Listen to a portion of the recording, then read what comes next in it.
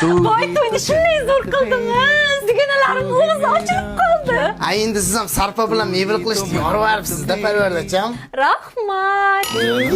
Rahmatni buncha shirincha qilib aytasiz, qoshiqcham. Ana oldimizga tushgan pullardan 700 ming berib yuboring, Zax mashina bermoqchi edim. Mana mebellarni kreditga oluvdik-da, u pullarni ashunga berib yubordik.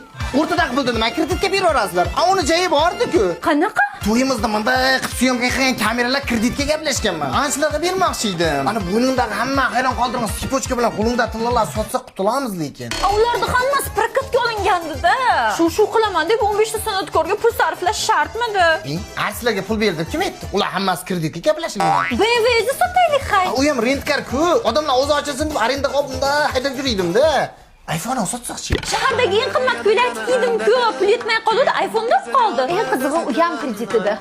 O'l bo'lmasa. Dasturxonda 53 xil narsalar qolib ketdi, shularni sotaylik. Ha, kallamga kelma. Fotiha kreditini katta qo'lim bilan yopaman, ha? Pardalarchi? Kredit. Gilamlarchi? Kredit. Televizor, gaz plita, kir mashinchi? Uydagilar odamlar gapirmasin deb hamma narsani kreditga beruvdi-da.